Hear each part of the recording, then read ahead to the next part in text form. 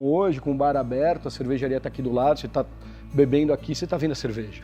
Quando eles começam a abraçagem, o cheiro da cerveja inunda o bar.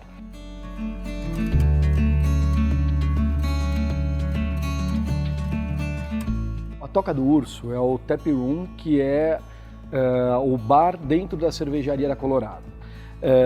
Um ponto que eu acho que ditou todo o projeto é porque ele é em Ribeirão, onde nasceu a Colorado, e assim, um bar fechado em Ribeirão é uma coisa que não fazia o menor sentido, mas por outro lado o Ribeirão é muito quente, então também ter um bar aberto que ninguém frequenta não ia funcionar. E aí a gente começou a elocubrar como resolver essa questão.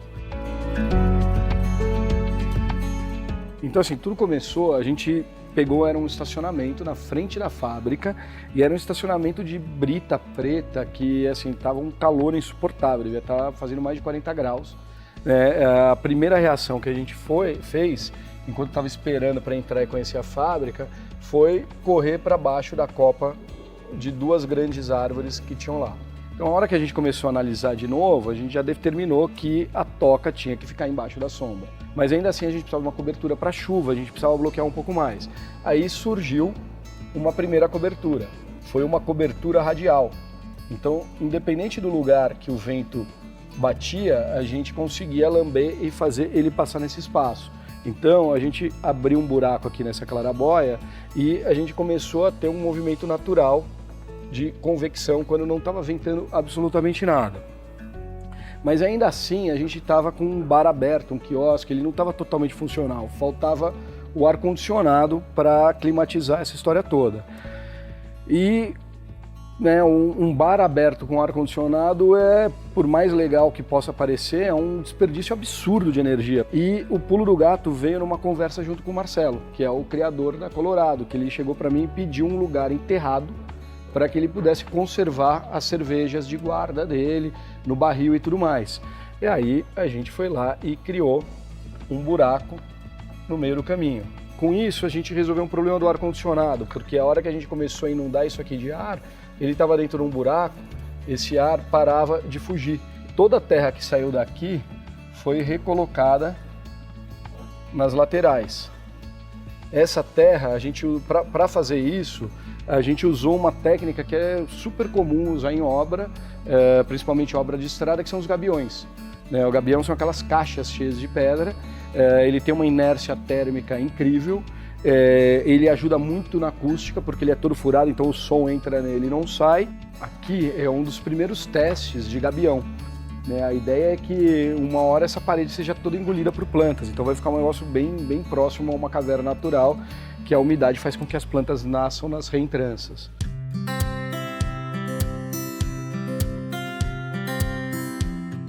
Dentro essa clarabóia, aqui embaixo a gente tem um espelho d'água. E esse espelho d'água, todo o retorno do ar do salão passa por baixo do piso, passa por esse espelho d'água e aí depois a gente devolve o ar. Então a hora que ele desce, Ribeirão é muito seco, Então a hora que você umidifica esse ar, ele rouba o calor. E aí a hora que a gente devolve ele umidificado, isso aqui acabou criando um microclima, que é exatamente o que acontece dentro de uma caverna do urso. O legal é que quando o projeto ficou pronto, eu levei uma estaçãozinha que mede temperatura e umidade. A primeira medição eu fiz num estacionamento lá fora e deu 42 graus. A segunda medição eu fui fazer aqui desse lado, que era uma área de sombras, que é o gramadão, e tem algumas mesas também com cobertura. Aqui a temperatura já caiu para 32 graus, que é uma diferença muito grande. Mas o mais surpreendente estava aqui embaixo. Eu cheguei, era um dia de manhã, devia ser por volta das 10h30, o ar-condicionado não estava ligado. A temperatura aqui bateu 23 graus. A gente pegou um lugar seco, que não tinha vento, que tinha, com as técnicas corretas, a gente conseguiu algo que é meio que incrível. Então eu diria que hoje a gente tem aquele grande salão, que é o miolo da cratera, que ele circunda, tem esse espelho d'água, e ele é circundado por pequenas salinhas. O legal é que essas salinhas também é um outro elemento, que são as aduelas ou manilhas, depende do lugar do Brasil que você fala, que na verdade são grandes artefatos de concreto que a gente usa para canalizar córrego, canalizar esgoto, nas estradas também ou nas grandes cidades. Outra parte que eu gosto, que é bem interessante, é a brinquedoteca. A gente criou um labirinto de plantas que também é um pomar. né? Então é legal que as crianças estão lá brincando, você pode ensinar, tá na plantinha, e o labirinto só tem uma entrada. Então a criança entrou ali, você pode ficar tomando aqui, que se ela não passou pela vara, ele não fugiu. Outra parte super importante do projeto foi o restante do terreno que a gente transformou num jardim.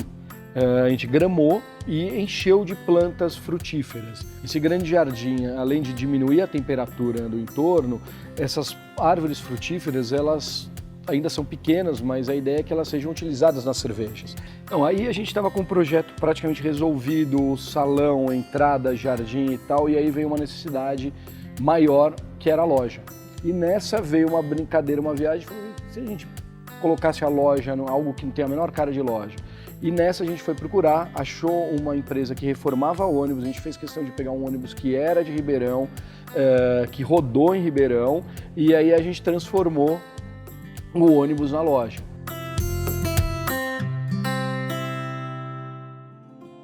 Um dos pontos fortes da Colorado é porque no fim a estética foi regida pela funcionalidade. Então a gente traçou um raio de Ribeirão de no máximo 50 quilômetros e todos os materiais vieram desse raio. Então as pedras, a madeira, a escolha dos materiais foi toda regida por isso. Talvez a coisa mais específica tenha sido a cobertura, que também é uma cobertura de madeira, que é algo que o pessoal da região conhece e sabe trabalhar. Os tijolos foram assentados com a areia que saía do processo de filtragem da fábrica. Além disso, as torneiras de conexão viraram luminárias, o lúpulo ele está presente nas mesas, a cevada. A gente foi tentando ao máximo trazer elementos que para o mundo dos leigos talvez não seja tão óbvio e legal para você ter esse contato vivo com ela. Aqui é uma jardineira, ó.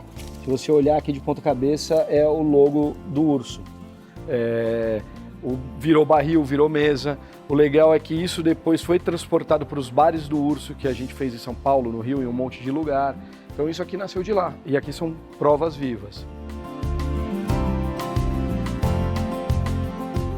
A sensação de você estar embaixo de uma árvore, olhar o céu numa noite bonita, aquela coisa toda aberta, as plantas, e de repente começa a sair aquela fumaça da abraçagem, inunda aquele lugar, isso é muito legal.